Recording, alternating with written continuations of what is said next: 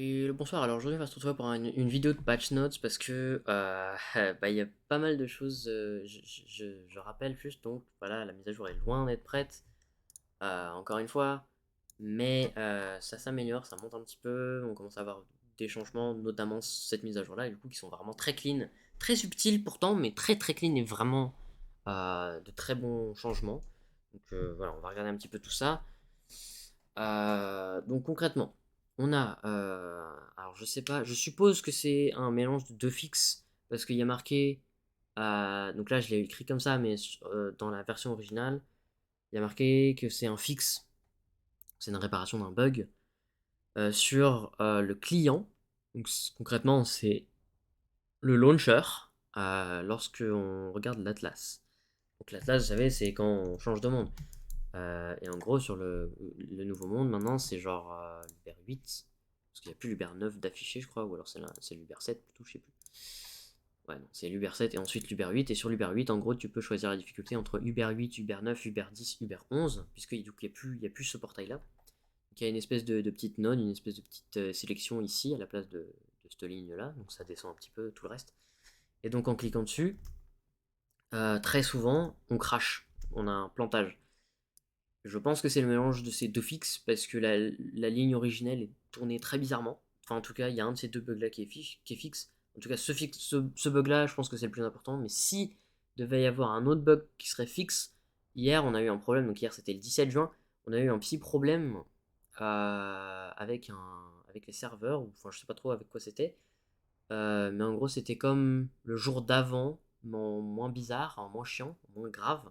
C'est que le jour d'avant, en fait, tous les joueurs sur Steam avaient systématiquement planté et ne pouvaient pas se connecter. Donc ça a été fixe dans les 2 heures, c'est pour ça que j'ai pas fait de vidéo dessus, parce que c'était vraiment très très court. J'ai juste parlé de ça sur Discord, point.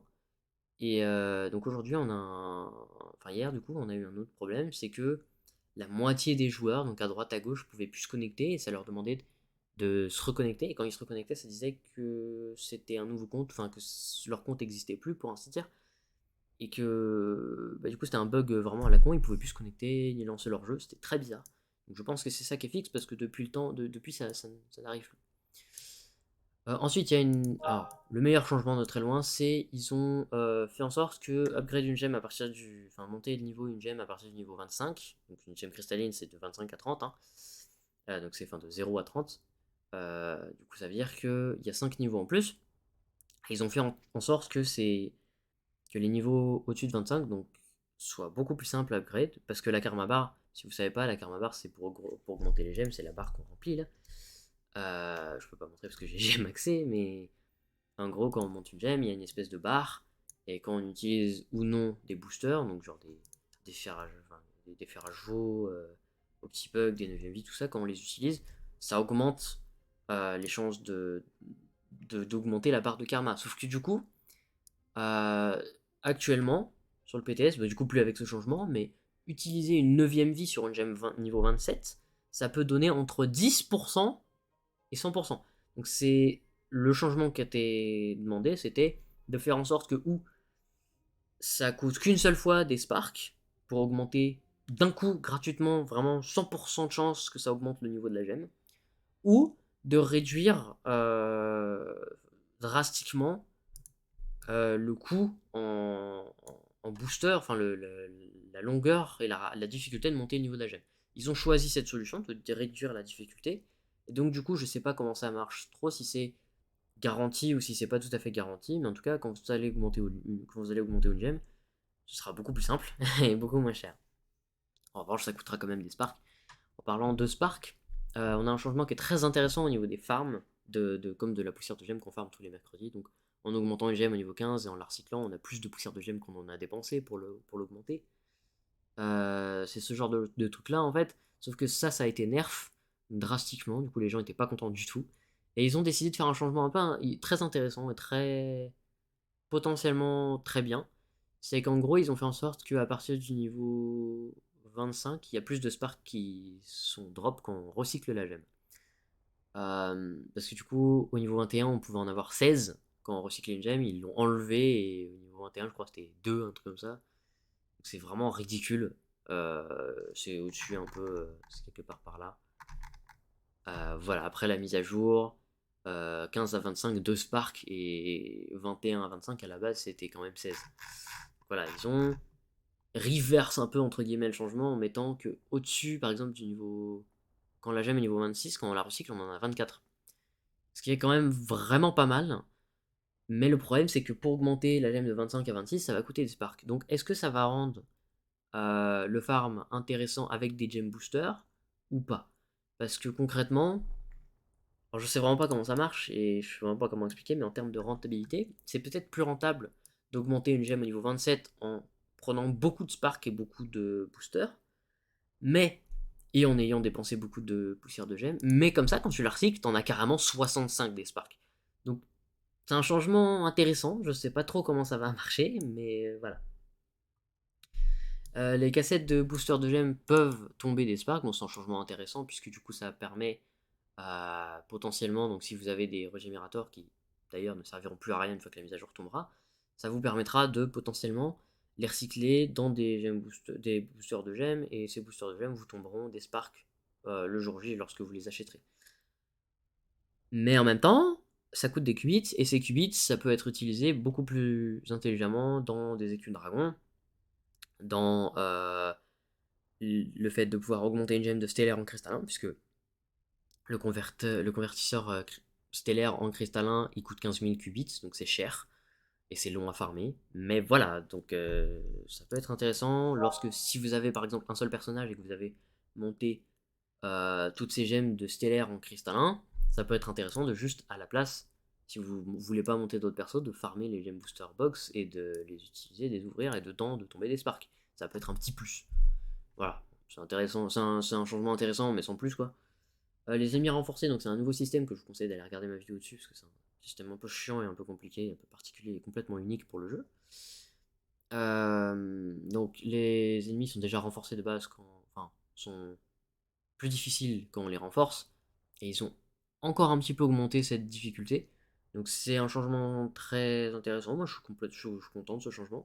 Ce que j'aurais aimé, c'est vraiment de rendre le mob très difficile au lieu de juste un peu plus difficile, pour vraiment rendre le jeu un MMORPG plus qu'autre chose, quoi. Parce que tu puisses vraiment inviter tes potes ou utiliser vraiment beaucoup de potions pour tuer un seul mob en le renforçant. Euh, Ça ressemble vraiment à un MMORPG, quoi. Après. Ensuite, on a donc l'ajout d'une table dans cette table renforcée, qui fait que du coup, on peut crafter l'allié en échangeable ou non dans la table, donc de la fleur explosive. Je sais plus trop quel mob c'est, enfin je sais quel mob c'est, mais en gros voilà, c'est un allié, donc il y a deux alliés. Il y en a un en bas et un en haut, donc dans la partie feu et dans la partie cendrée du nouveau biome. Et donc la table allez regarder ma vidéo de renforcement, mais voilà, en gros on a une chance de tomber une table en tuant un ennemi. Dans cette table, on peut crafter un buff et un allié normalement. Le buff dure 1 heure et permet de renforcer les ennemis qui peuvent tomber l'allié très rarement avec des fragments de dragon. Mais aussi vous pouvez donc crafter directement l'allié dans cette table là, ou alors dans une autre table de renforcement. Donc pour un autre mob, vous pouvez la craft en échangeable. Autre changement, il y a une mise à jour des coffres, donc des coffres qu'on peut crafter. Donc, on peut aussi les loot de différentes façons, je sais plus trop, je crois en faisant les donjons 5 étoiles on peut en avoir. À certaines vagues, on les a pas à chaque vague, mais on les a à certaines vagues. Les donjons 5 étoiles de, euh, de l'Uber 11, enfin du nouveau biome en tout cas. Et dans ces coffres-là, on peut habituellement tomber des ressources, donc on peut plus les tomber, mais à la place, on peut tomber d'autres ressources de craft, dont les trucs de phoenix là. Euh, et je crois toujours les âmes qu'on a en compostant des trophées, donc c'est très intéressant comme changement, pourquoi pas, j'ai envie de dire. Ouvrir, alors pour les donjons 5 étoiles, donc à la fin, à chaque fois qu'on tue un boss unique, donc il y a des boss uniques dans chacun des donjons, je vous conseille d'aller regarder ma vidéo dessus, mais voilà. Dans la salle de boss, il y a une salle de boss dans les donjons 5 étoiles. À chaque fois qu'on va tuer le boss, il y aura un coffre qui va apparaître qu'on peut utiliser qu'on peut ouvrir avec une clé, donc qui est très cher. Et donc, ce coffre-là ne donne plus des cristaux garantis, mais ils sont toujours droppables. Donc ça rend le truc pas obligatoire. Ça fait en sorte que un joueur lambda ne se dit pas je suis obligé de les ouvrir parce que j'en aurai plus. Parce que du coup la clé est très chère à avoir. Et du coup en plus de ça, les chances de tomber un C4 dedans ont été augmentées. Donc ça va être plutôt pour les joueurs endgame d'ouvrir au final ce coffre-là. Euh, Voilà, pour farmer le dragon également. Donc c'est vraiment un petit peu plus endgame et un petit peu plus poussé. Et un nouveau joueur n'a pas forcément besoin de se prendre la tête avec ça pour l'instant. C'est un changement intéressant, moi j'aime bien. L'Uber 11, donc c'est là. Alors ça c'est très bizarre parce qu'ils ont marqué la claim hebdomadaire, donc celle qu'on peut avoir une fois par semaine en tuant un boss unique. Mais dans la même ligne, ils parlent de la récompense. Enfin, la récompense s'est poussée de 2 à 3. Donc c'est très bizarre parce que 2 à 3, bah, à chaque fois, en fait, quand on termine un donjon 5 étoiles en entier, on a 2 cristaux pour chaque vague, il me semble. Et donc je pense que c'est de ça plutôt dont il parle. Et ce 2 cristaux, il est poussé à 3. Donc c'est un changement énorme.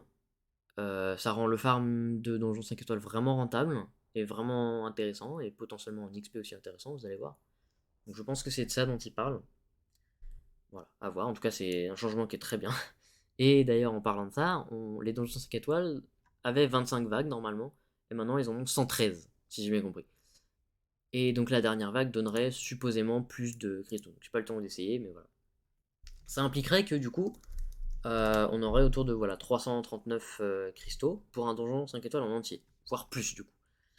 Pour le boss unique une fois par semaine, donc on aurait plus 30 par exemple déjà pour un boss, si vous le faites pour la première fois dans la semaine, plus potentiellement en avoir dans les coffres, enfin voilà, c'est énorme, et à peu près la moitié de 339, c'est ce qu'il vous faut pour crafter un convertisseur de gemmes stellaires en cristallin.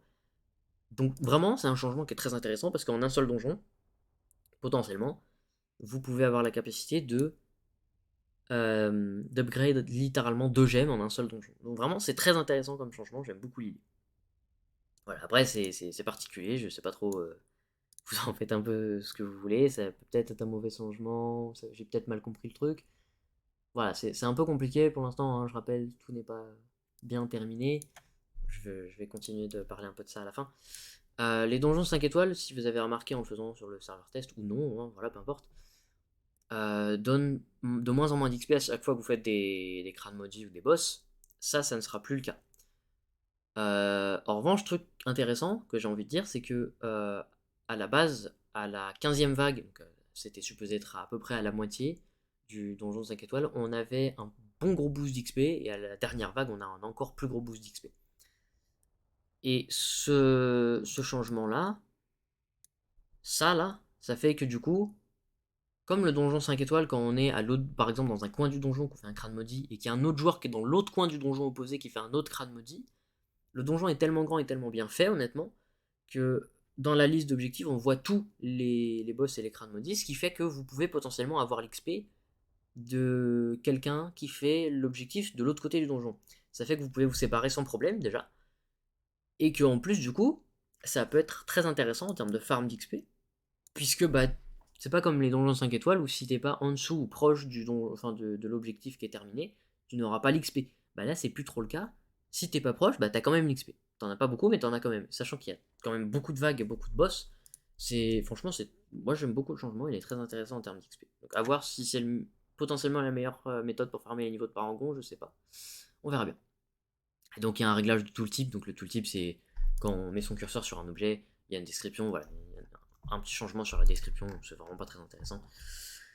Donc voilà, donc ceci étant dit, j'ai envie de parler d'un petit truc avant, c'est que je rappelle, la mise à jour est loin, très très loin d'être terminée. Donc voilà, c'est un petit rappel que j'ai envie de faire. Donc paniquez pas, il y a plein de changements qui sont pas encore finis, que vous demandez, qui sont peut-être arrivés ou qui sont pas arrivés. Tout n'est pas encore terminé, voilà, tout n'est pas, c'est pas la mort, ça peut potentiellement changer et revenir comme c'était, ou comme vous voulez, enfin voilà.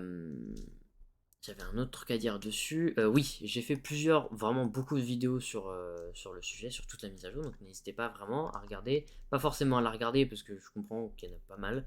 Donc vous pouvez éviter les vidéos patch notes, mais vous pouvez potentiellement regarder les vidéos qui expliquent les systèmes, donc genre Donjon 5 étoiles, Uber 11, Gemme Cristalline, ou Petit Gemme Cristalline, enfin voilà tout ça. Ça peut être intéressant à regarder. Sachant que dans les commentaires de chaque vidéo, s'il y a des tout petits changements sur un sujet précis, sur la vidéo en question, je vais rajouter dans les commentaires, il y a ça qui a changé. Voilà, donc c'est l'intérêt aussi de temps en temps refaire une vidéo patch notes, c'est d'expliquer un peu tout ce qui s'est passé entre temps. Donc bon. Ceci étant dit, j'espère que cette vidéo vous aura été utile. Salut tout le monde, bye.